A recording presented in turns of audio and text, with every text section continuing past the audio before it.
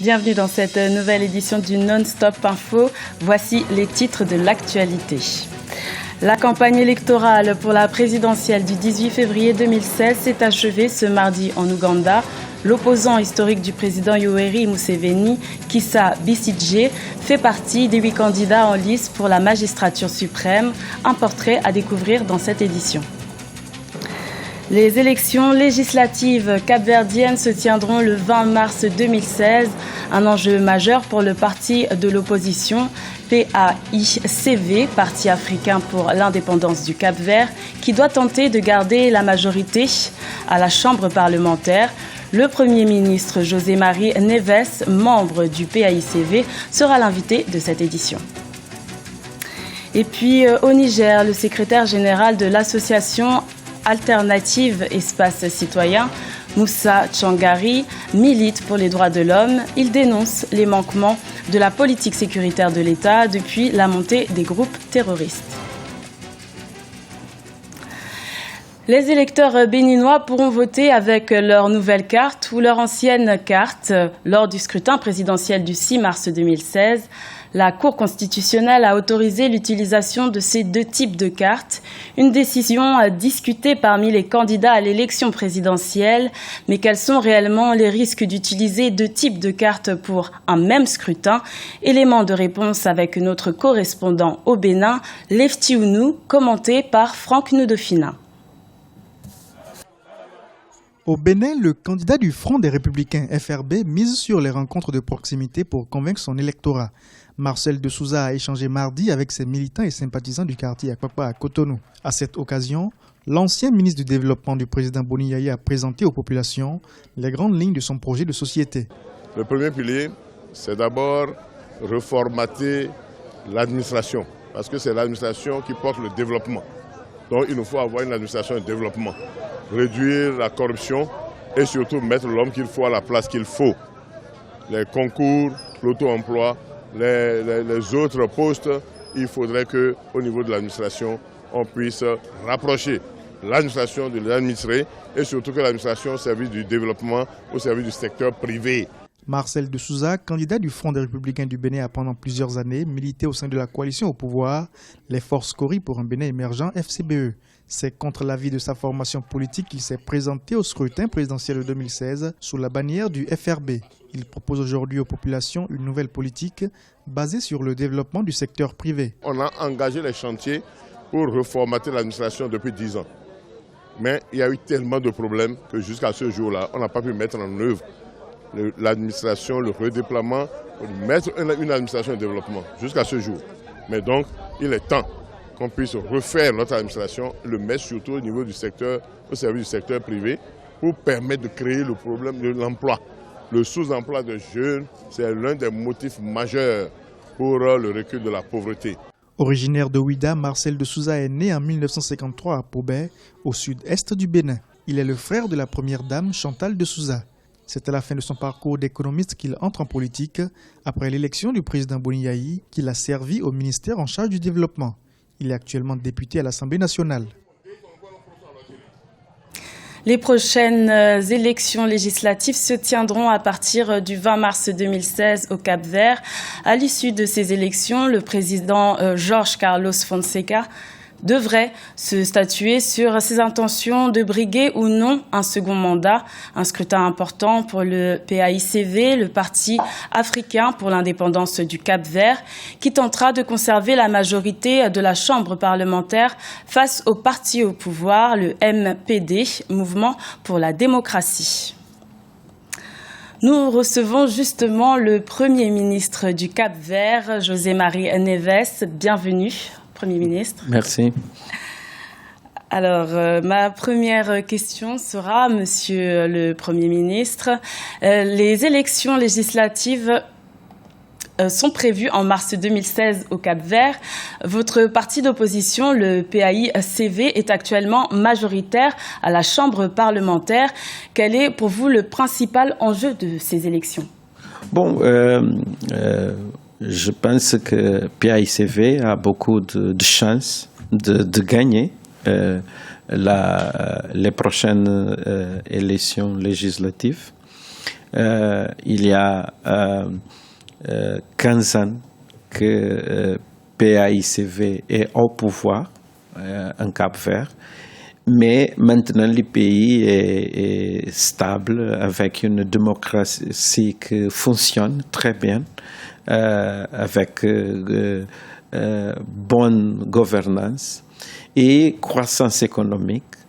Et un processus de transformation sociale et politique. PAICV a la chance de gagner un quatrième mandat au Cap-Vert. Et justement, par rapport à la croissance économique, le Cap-Vert est souvent montré comme un exemple de bonne gouvernance, un bon modèle pour les pays africains. L'archipel dispose pourtant de peu de ressources naturelles. Alors, quels sont les défis économiques de cet archipel ? Bon, nous devons continuer à travailler pour la croissance du tourisme, que c'est le moteur du processus de transformation économique de notre pays. Maintenant, nous avons à peu près 600 000 touristes. Et justement, comment comptez-vous travailler sur continuer le tourisme ? À faire l'ampliation et la modernisation de l'infrastructure, consolider les institutions de notre pays et développer les ressources humaines et travailler pour élargir et densifier le secteur privé au Cap-Vert. D'accord. Donc pour la prochaine élection présidentielle, il est possible que ce soit une femme qui représente votre parti, Janira Oufmer Almada. Alors, une femme à la tête du Cap-Vert prochainement, selon vous ? Oui, je pense qu'elle a beaucoup de chance. Elle est candidate au Premier ministre du Cap-Vert. Et je pense que nous avons la chance d'avoir une femme à la tête du gouvernement de notre pays. Merci, Monsieur le Premier ministre. Dans l'actualité également, la capitale du Burundi, Bujumbura, est à nouveau le théâtre de violences. Lundi 15 février aurait été une journée particulièrement violente selon Médecins sans frontières.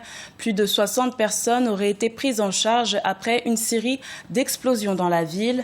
Depuis le début du mois de février, les attaques à la grenade sont presque quotidiennes à Bujumbura, alors que le début de l'année 2016 a été plutôt calme. Il s'appelle Moussa Tchangari et est un militant engagé des droits de l'homme au Niger. Ce secrétaire général de l'association alternative Espace Citoyen lutte pour le respect des droits de l'homme et la non-violence. En 2015, il a déjà fait parler de lui avec un rapport controversé sur l'évacuation forcée des populations des îles du lac Tchad. Idlet Mirabel Bissou.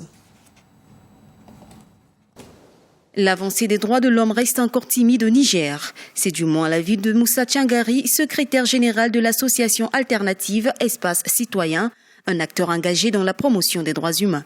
Pour rappel, le 18 mai 2015, Moussa Tchangari avait été arrêté par la cellule antiterroriste de la police de Niamey et libéré après 10 jours de détention. Une arrestation survenue juste après la publication de 2 rapports de l'association sur la situation des droits humains au Niger, notamment sur le déplacement des populations des îles du lac Tchad. Une mesure prise pour lutter contre le terrorisme et la menace de Boko Haram. L'alternative Espace Citoyen dénonçait des violations des droits humains dans la procédure du gouvernement. Depuis au moins 3 ans, il se passe des choses au Niger qui ne se sont jamais passées auparavant. C'est d'abord la situation, si vous voulez, des pétinements des droits humains entraînés par la situation sécuritaire, notamment dans la région de Difa. Dans un contexte de conflit armé, déplacer des milliers de personnes, presque de force, sans leur offrir la moindre perspective est une violation majeure des droits de l'homme. L'association alternative Espace Citoyen s'engage pour les droits humains depuis de nombreuses années. Selon certains analystes, la lutte antiterroriste menée par le Niger ne peut se faire au détriment des populations et des défenseurs des droits humains. La situation humanitaire et des droits humains dans la région de Difa a conduit à l'état d'urgence depuis février 2015 suite aux exactions de Boko Haram. Le fait justement de permettre à des forces étrangères de s'installer sur nos territoires légitime en quelque sorte l'action de certains groupes. Je pense que pour lutter contre ces menaces-là, ce n'est pas seulement une affaire d'armée. Il faut aussi des orientations, il faut une politique, etc. Il faut un discours aussi. Le Niger est confronté à la menace terroriste. Boko Haram a attaqué en février 2016 les villes de Bosso et Difa, frontalières du Nigeria. L'association alternative Espace Citoyen, dans sa mission de lutter pour la protection des droits humains, poursuit sa marche pour un Niger prospère et indivisible. Investir en Afrique semble rentable. L'Afrique est le continent qui attire le plus d'investisseurs après l'Amérique du Nord. La fourchette de retour sur l'investissement en Afrique serait comprise entre 20 et 30%, soit bien supérieure à celle observée en Amérique du Nord, selon les observateurs. Pour 2016, la croissance moyenne de l'économie africaine est prévue à 5%. Mais comment attirer davantage d'investisseurs pour optimiser cette croissance? Le directeur marocain de Clifford Chance, Mustapha Mouraïb, apporte quelques réponses. Olivia Iré-Dobré. La croissance économique du continent africain devrait atteindre les 4,6% en 2016, selon les prévisions du rapport des Nations Unies publié le 26 janvier 2016 à Addis Abeba, en Éthiopie. Les fonds d'investissement dédiés exclusivement au continent africain ont connu une remarquable progression en 2015. Selon les données compilées par la revue Private Equity International, le montant des actifs alloués par les fonds d'investissement à l'Afrique ont atteint le chiffre record de 3,89 milliards de dollars, soit une progression de plus de 50% en un an. Mais parallèlement, les investisseurs expriment un réel besoin de sécurisation juridique et judiciaire de leurs opérations locales. L'enjeu majeur pour le continent africain est donc de démontrer qu'il n'est pas plus risqué d'y investir que dans d'autres zones émergentes. Je pense qu'il y a des indicateurs qui sont importants pour les investisseurs. Et les indicateurs sont les suivants. Un, il faut montrer une stabilité politique. Deuxièmement, il faut qu'il y ait une réglementation sophistiquée qui assure une efficacité des droits, des obligations, des contreparties et une croissance économique qui reste soutenue avec en face une économie qui soit diversifiée. Et puis enfin, la possibilité pour le pays d'offrir pour les investisseurs, si c'est possible, une plateforme, un hub pour développer leurs activités dans d'autres pays autour de ce pays. Puis enfin, la condition la plus importante, c'est que tous ces critères-là soient remplis au moins pour 15 ans. Ça, c'est la base de la décision d'investissement des grands industriels. La multiplication des opportunités d'investissement en Afrique se confirme année après année, et ce, malgré la situation sécuritaire difficile dans laquelle sont plongés de nombreux pays africains. Les fonds d'investissement qui s'orientent vers l'Afrique privilégient ainsi quelques pays spécifiques dont la situation sécuritaire et politique est plus stable, comme le Maroc, pays dont l'attractivité des investissements étrangers a connu une croissance exponentielle ces dernières années. L'Afrique attire de plus en plus d'investisseurs, doit s'ouvrir à la finance internationale parce qu'elle a besoin de développer son infrastructure. Et pour attirer la liquidité, il faut qu'elle ouvre sa réglementation.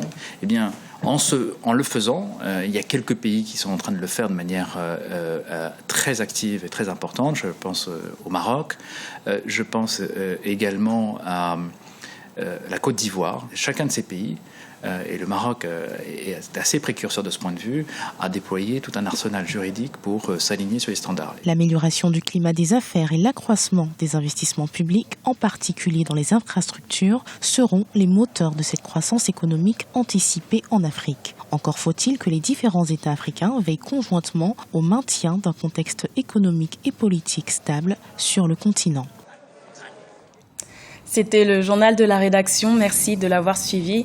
Retrouvez dans quelques instants une nouvelle édition de l'information sur Africa 24.